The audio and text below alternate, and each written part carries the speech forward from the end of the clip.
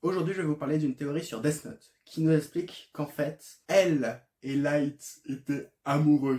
Le premier argument pour, ça c'est déjà pas mal, il y en a plusieurs cette fois-ci, miracle de l'année je pense, c'est que Yagami peut plus ou moins se trahir par I am gay. Sauf que je vais rappeler un tout petit détail, c'est que le père de Light s'appelle aussi Yagami, et pourtant, il n'est pas gay, à ma connaissance. Il a une femme, deux enfants.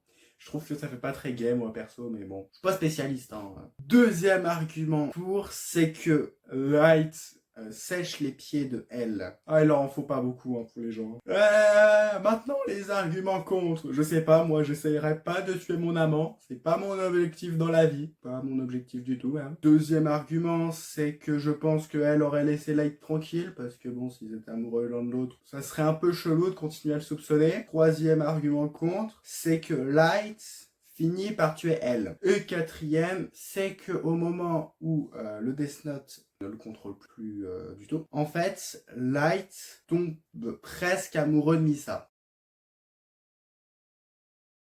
Aujourd'hui, je vais vous parler d'une théorie sur le garçon d'à côté. Selon cette théorie, en fait, Haru aurait tout halluciné à force de boire des boissons cheloues.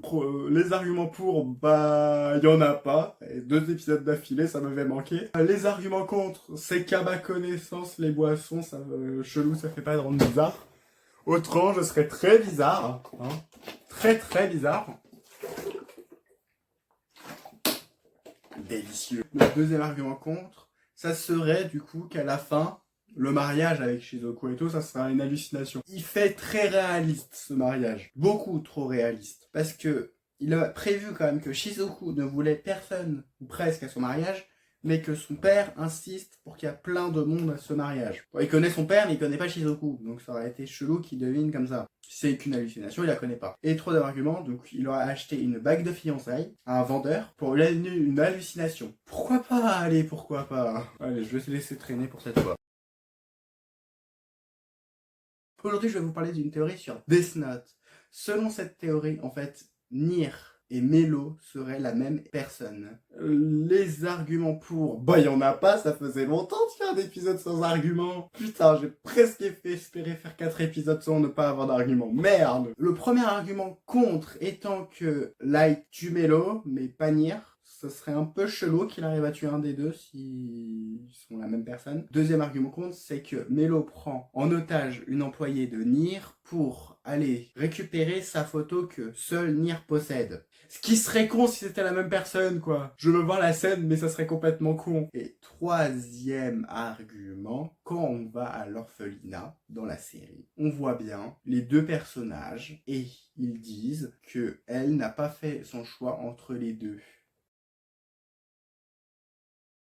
Aujourd'hui, je vais vous parler d'une théorie sur Oshinoko. Si vous êtes sensible, je vous invite à quitter la vidéo dès maintenant parce que la théorie est horrible. Selon cette théorie, l'assassin de Ai ne l'aurait pas zigouillé parce qu'elle lui a menti, mais parce qu'elle n'a pas aimé son sandwich. Les preuves, bah, y en a pas. Ça m'a fait manquer, dis donc, une théorie sans preuve. Maintenant, l'argument contre principal, en gros, au moment où il la zigouille, il lui dit bien « Ah, tu nous as menti, c'est pour ça que tu mérites ça et tout », et il lui donne un coup de couteau.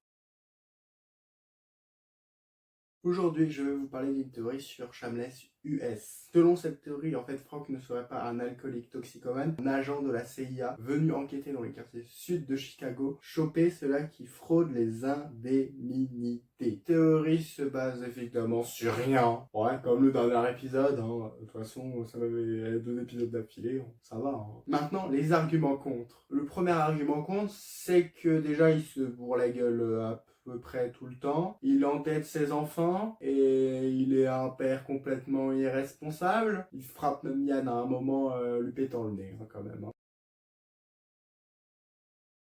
Aujourd'hui, je vais vous parler d'une théorie sur Shameless. Selon cette théorie, en fait, Kev et Veronica ne seraient pas juste des pauvres classiques venus dans le quartier parce qu'ils n'avaient pas d'autres moyens. En fait, ça serait des personnes qui auraient été protégées par le système de protection des témoins. Kev serait en fait un chef de la mafia et Veronica serait une ex de la CIA. Alors oui, déjà, qu'est-ce qu'ils ont comme problème, les théories sur Shameless avec la CIA? J'en sais rien, mais ils en ont un. Évidemment, les preuves, bon, il y en a pas, hein, comme le dernier épisode. Hein. Maintenant, les arguments contre.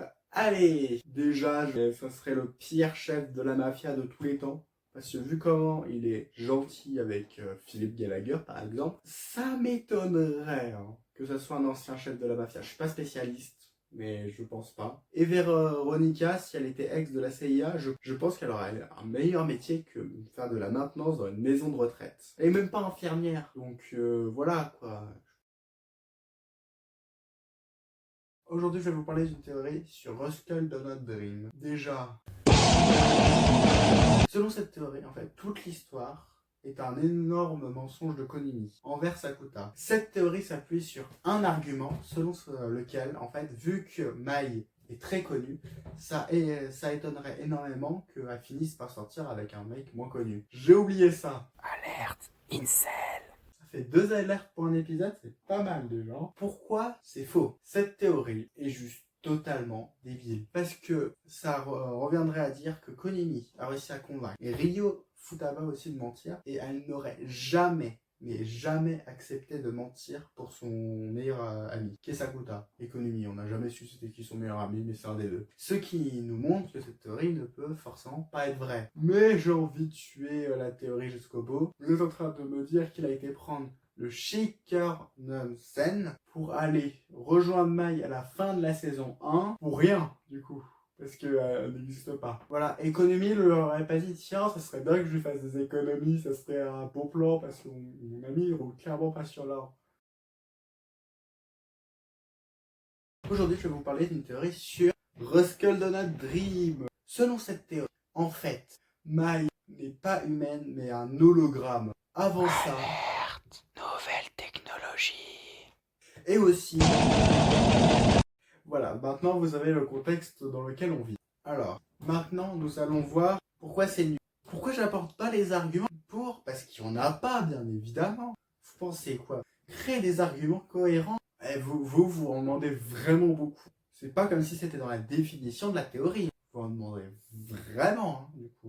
Les arguments comptent, du coup, hein, parce qu'il n'y a que ça, hein, comme d'hab, hein, ça m'a pas du tout manqué, sont le fait que depuis quand un hologramme a des sentiments, soit amoureux, amical, ou même juste humain, ça ne peut pas en fait. Quand vous discutez avec une IA ou quoi, elle ne ressent techniquement aucun sentiment et essaye juste d'imiter un sentiment. Mais il ne sera jamais aussi puissant qu'un vrai sentiment. Alors que cela de Mai correspond plus à des vrais sentiments qu'à des sentiments de robot. Aujourd'hui, nous allons parler d'une théorie sur Oshinoko. Selon cette théorie, en fait, le tueur de Ai, c'est le producteur de l'agence. Il n'y a évidemment pas d'argument. Ça m'avait manqué, dis donc. Par contre, les arguments contre, bah, il y en a un. Et je vais juste en parler de un, parce qu'il n'y en a pas besoin d'autres. C'est tellement con que, les frères, vaut mieux éviter d'aggraver son cas. En fait, le problème, c'est que vraiment, il part en pleurs une fois que Ai est mort, pète un câble et vit quasiment en autarcie en faisant juste de la pêche. Aujourd'hui, nous allons parler d'une théorie sur Ruskell Donut Dream of Bunny Girl Senpai. Cette théorie, je vous préviens, n'a aucun sens. Mais vraiment aucun. Il n'y en a pas à chercher. Encore, normalement, il y a un petit sens, même si c'est genre juste ils sont défoncés avant de faire la théorie. Là, ils ont pas lu le bouquin, ils sont défoncés, ils ont imaginé qu'est-ce qu'il y avait dans le bouquin. Je vois que ça. C'est pas possible autrement, d'accord? Selon cette théorie, en fait, Mai serait une exilée fiscale. Vous vous posez la question où ils ont trouvé ça dans le bouquin? J'ai relu 4 fois le bouquin pour cet épisode, je l'ai pas trouvé. Encore d'habitude, en imaginant, ils ont un peu trop fumé, d'accord, ok. Mais là, non.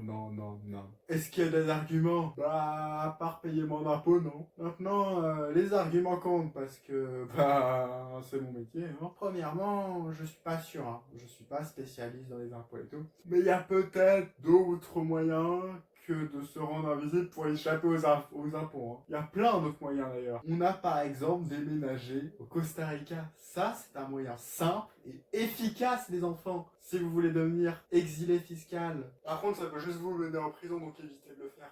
Deuxième argument contre, c'est qu'elle fond en pleurs à un moment parce que elle panique vraiment, donc je suis pas sûr que ce soit la meilleure façon pour échapper aux impôts, vraiment. Je pense que c'est la pire façon imaginable, et surtout ils sont au Japon, pas en France. En France ils auraient fait quoi pour échapper aux impôts? Faut mieux ne pas savoir.